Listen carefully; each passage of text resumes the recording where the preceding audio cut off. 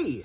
Keith here with Ask Dadventure Disney, episode number 22. Yes! I love numbers that are like mirror images of each other, don't you? It's a whole lot of fun. And we've got a really fun question for you guys this week from someone who referred to themselves as DonaldRulez with a Z.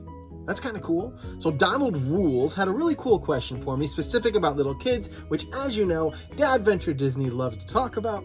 He asked me if I had any tips, or she, I don't know, he or she, not sure, asked me if I have any tips for little kids when it comes to meeting characters. Now, we all know that character meeting is a big part of the Disney parks, whether you're just seeing them in a parade, whether you're seeing them on the street, whether you have an appointment to go meet them, have a character meal, all of those things.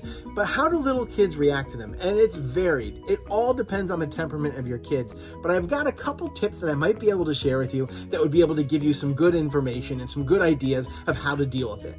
The first one being is make sure that your little kids, even the littlest of your kids, and again, mine at the time of our last trip were 5, 3, and 1, make sure that the kids know who the characters are. So they have to see the movies or have read the books or at least talked about them. So you don't want to stand in line forever to meet Tigger and Winnie the Pooh if your kids have never seen anything about Winnie the Pooh or Tigger, because it's a waste of your time. Don't start forcing your own characters upon them because they're not going to totally dig that. You got to make sure that it's someone they care about. Make sure it's the princesses if they're into princesses, or if it's into a certain movie that they watch all the time. Find a way to meet those characters and make that happen. Knowing that is really important. The other thing is having a nice conversational point with the characters helps kind of break the ice and keep everything moving in a positive place. So the more they know about the character, the more conversation they can have with the person, which is really kind of cool and really kind of special. The other thing, another tip that we have for you guys is that you don't want to deal with long lines to meet the characters. When you're talking about little kids, long lines kind of ruin no matter what it is at the other end. Whether it's food, it's a great ride, it's a great show. If you're standing in line for a long time, the kids are going to start getting tired. They're going to start getting antsy. They're going to start getting cranky. And by the time you finally get up to the character, you've got a really angsty little kid on your hands, and they're not going to be all that interested in dealing with the character. Now, the character might be able to soothe them over, and let me tell you, the characters are amazing at being able to soothe them over, but you may not be able to have the best interaction that you're looking for. So, FASTPASS any character meet you can. So there's a bunch that you can do. At the Animal Kingdom, you can meet Safari Mickey and Safari Minnie. At Magic Kingdom, we've talked about it many, many times, but there's Fairy Tale Hall where you can meet all the princesses that are there. Anytime that you can use a FASTPASS to do that, go for it, especially if you're going to plan in advance. Your little kids don't care if you have a FASTPASS for Flight of Passage, and they don't care if you have a FASTPASS for the Seven Dwarfs Mine Train, because they're not going on it. So don't waste your FASTPASSes on that when only you or your spouse or maybe the older kids can use it. If your little kids want to meet characters, get them in that FASTPASS lane, because you're still going to wait in line, but it's going to be a little bit less. And it makes it so it's a much more enjoyable experience once you finally get to those people. Now, when you're dealing with characters and little kids, one thing to keep in mind, and this is true for anything in the Disney parks, is you can't force your little kids into it. If your kid doesn't want to meet the character, let it go. If your kid doesn't want to give them a hug or a high five, let it go. The kids are the ones who have to dictate what this is. Anytime that you see those screaming pictures of kids on the laps of the Easter Bunny at the mall, that's their parents wanting that. The kid doesn't want that. Look at their face. They're terrified. They don't want to do that. Now, my littlest one loved some of the princesses, thought it was great, and they were scared to death of meeting some of the other characters. You really have to gauge it and figure out what it is. Now, for instance, she loved meeting Cinderella. Cinderella could kneel down and she could talk to my little 1-year-old. However, when I was holding my 1-year-old and we met Chewbacca, not necessarily the same thing. She was terrified. It was this 6'8" giant walking carpet, and she wasn't all that excited about it. But we move on. There were other characters that they absolutely loved. We actually did a kind of cool thing. This is a bonus little tip for you. Our minor league baseball team, back before, everything was shut down in the world, they had a Disney night, and they had different volunteers there dressed up as different characters. There was a Moana, there was Tiana, there was Anna, pretty much anyone that ended in Anna was there, now that I think about it. But the kids got a chance to go and meet with them, and it was kind of like this little test run before we went to Disney, and that went pretty cool, which was fun. But you can't force the kids into it, you just can't. Now, the kids may not be the best conversationalists with these adults, and they know it. The characters know how to talk to any kid, no matter the age. It's really kind of magical and special. However, it's good if you have some kind of tool to help them kind of get over that initial fright, maybe. What we used was an autograph book. So we made a big thing about getting all the autographs in their books. And even characters who can't sign autographs, like BB-8 can't sign an autograph, but you get a BB-8 sticker, you pop it in the book, and you're good to go.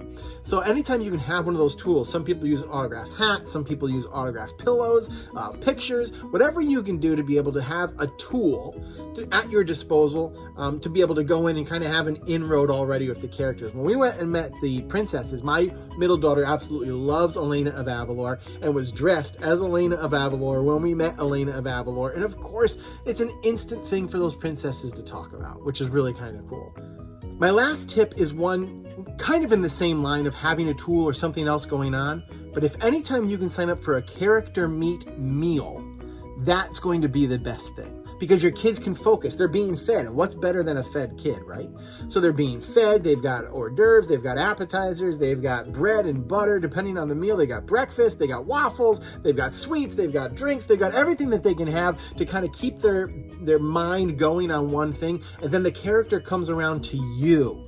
No waiting in line. You're just sitting there having a meal and the character comes to you. So whether you're at Cinderella's, castle where you can have a meal there, you're at the Akershus Ballroom over in Epcot, whether you're at the Garden Grill with Mickey and Chip and Dale, or you're at the Crystal Palace, or where all those different places that you can have a character meal. Those are the best ways to get your kids and have something else for them to do and be able to make it more of a unique experience. Because the character will come over and spend a little bit of time, once we get back to that world, of course, a little bit of time with your table, with the kids. You can take pictures, you can sign those autographs, you can have little conversations, and that's what makes it all a little bit easier. All these things combined are things just to keep in the back of your head when you're dealing with the characters. Now, the best ones are when you meet them on the street. When we went with my family, it was the coolest thing. We went into the Magic Kingdom the day we landed. We walked up Main Street. We walked around the castle. We took a left, and standing right there, walking nearly right into us, was Peter Pan. And my 5-year-old son smacked right into Peter Pan, gave them a high five, and it was like this instant, we had this cool interaction. Other ones, people are like, Pooh's just walking by us. And as Pooh walked by, we waved, and it was another cool interaction for these kids. No autograph there. But then we met Pooh later in Epcot, and there was already like this kind of cool connection with them, and they were able to do that. You have to listen to the kids. Pretty much any tip I give you for anything with the kids, whether it be the food, the rides, the characters, the napping, the pools, the resorts, whatever it is, you have to listen to them in a way. You have to take the time to stop and pause and realize this trip is for all of you, and that maybe they don't want it. My 5-year-old son, was scared to death of the stormtrooper. The signal was traced to this area. Someone's gonna lose a data pass. Did not want to go into Batuu at all. And I kind of forced him a little bit into it. I pulled him along the way. I had to listen to him. I had to let him know that he was much more happier if the stormtrooper is up on a bridge in the distance than he was when they were walking by asking you for your data pads. So those are the kind of things that you have to keep in mind as you bring your kids in. So DonaldRulez, I really hope that you guys have a great time with your kids meeting the characters. And thank you. Thank you for sending this question, for being episode number 22 for us. I really appreciate it. Thank you guys for watching. If you're new to our channel, go ahead and hit that subscribe button, click the little bell for notifications, comment, share it, spread the Disney karma everywhere that you can. This is all part of DADventureDisney.com, where you can see all of our Ask Dadventure Disney series. You also can see my Disney Small Shop Spotlights, where I get to show some really great Disney stuff as people send them in and we share them with you. Some amazing small shop owners that we have. I've got trip recaps, I've got FastPass information, I've got the Disney Parents Panel, all kinds of different things that you can find at DADventureDisney.com. If you want to find me on social media, I'm on Facebook and Instagram at DADventureDisney. And you can find us with hashtag AskDADventureDisney. Once again, I want to thank you guys all for watching. I hope everybody stays safe, stays healthy, and I hope we get to see each other in the parks real soon. So long.